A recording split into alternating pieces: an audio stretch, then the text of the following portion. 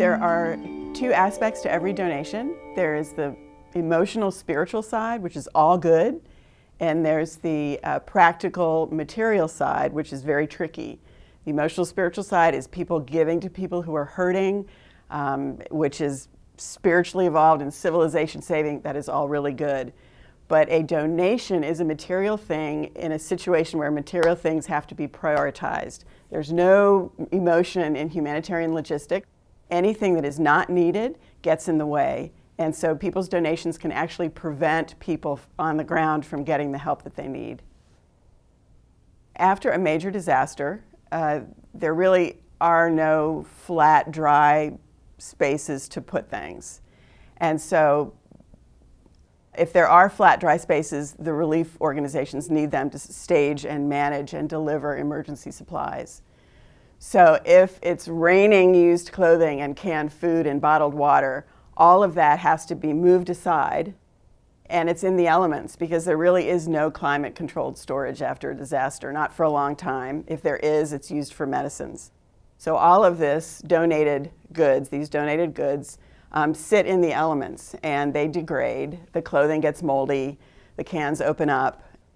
These big piles become a haven for rats and snakes, and therefore a health hazard for anyone who has to deal with them. And moving all of this stuff out of the way and managing it is relief workers, taking relief workers' time and heavy equipment and money away from the response. So all of these resources that are used to manage unneeded donations are being taken basically from survivors.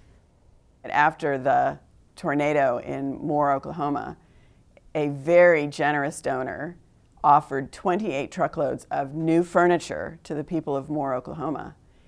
And the relief workers were like, dude, that is so wonderful of you, but can you wait? Because right now, there are no houses.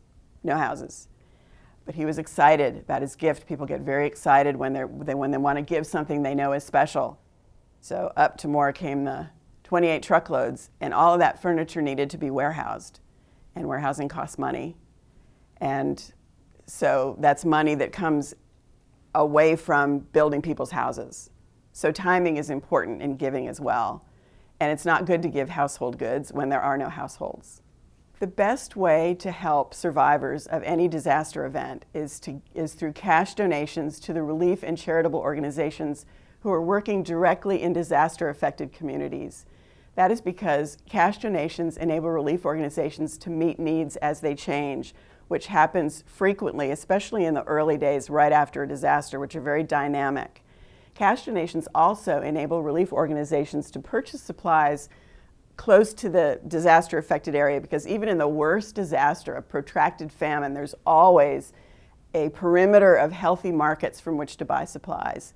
And when supplies are purchased locally, they are fresh and familiar to survivors. They're purchased in just the right quantities, and they don't require the heavy transportation costs and fees. They're delivered quickly, and there's enough for everyone. Cash donations really are the best donation to give. And I understand that people are sometimes suspicious of relief organizations, and justifiably so, because in that tricky intersection of money and human nature, there will be pop-up non-governmental organizations after a disaster. All of a sudden, you'll see this compelling website with a name you've never heard of and a big red Donate Now button, and people are smart to be cautious. But that's why the charity watchdogs are so helpful, like GiveWell, GuideStar, Charity Watch, and Charity Navigator, where people who are open to donating money can look in the websites and find out what the organizations are doing, what they specialize in, and the donor can decide whether they want to support the organization. That's really the best way to do it.